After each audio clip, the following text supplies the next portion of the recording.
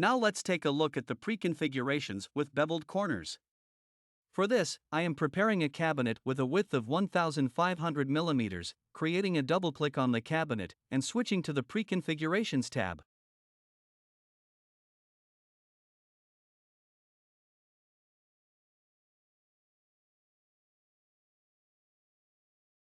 Here is a left beveled cabinet.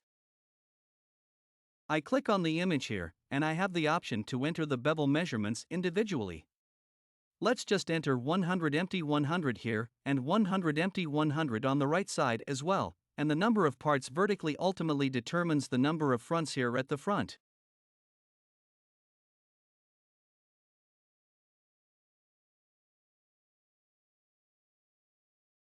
This image has only one front, and we are creating a division with two here, and I confirm with OK.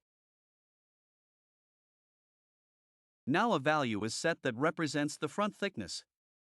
Here we can also enter a rounded value of 27, and this value, as we can see, when we confirm with OK, is visible in the top view.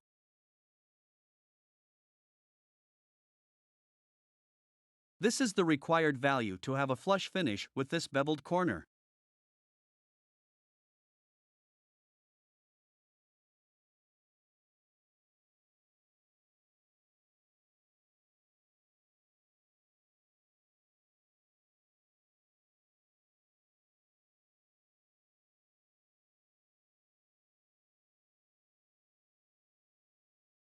I create a new drawing layer, confirm, and in the next example, we want to take a look at another preconfiguration.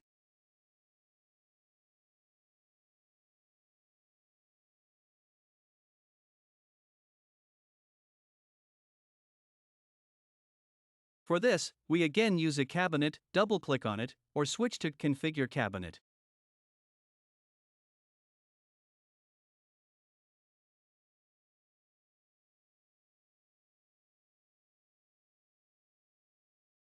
In the Info palette, we now have segmented fronts. I simply click on it and can now enter the segment heights from bottom to top. For example, we have at the bottom 400 mm. And then we have a 2 mm gap. Then we have another 400 mm. And there's no gap here. And let's do another 400 mm. And then we have another 2 mm gap here. And in the next segment, let's say 200 mm. And again, no gaps, and again, 200 mm.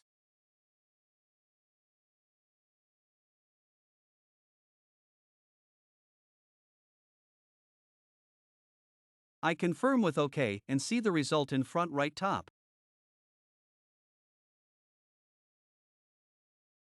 And now we see that we have the desired continuous fronts here, and the bottom in between is a fixed base.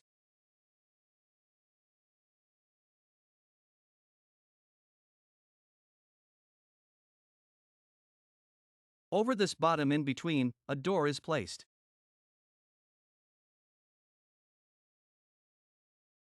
This all takes place in Configure Cabinet in the front, and here we can see that the allowances have been made.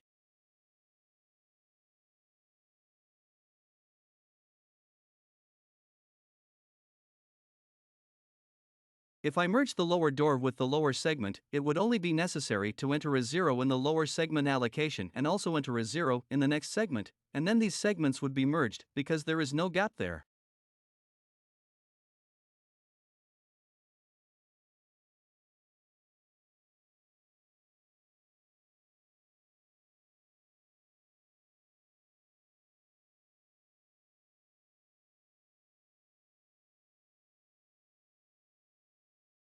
If a completely continuous front is drawn here, it is enough to enter a 0 everywhere, and then we could enter a 0 horizontally here as well.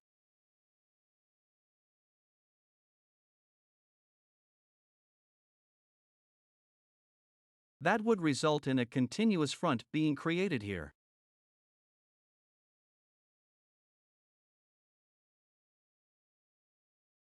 However, as soon as this value is not 0 anymore but, for example, 2, then all segments will be divided.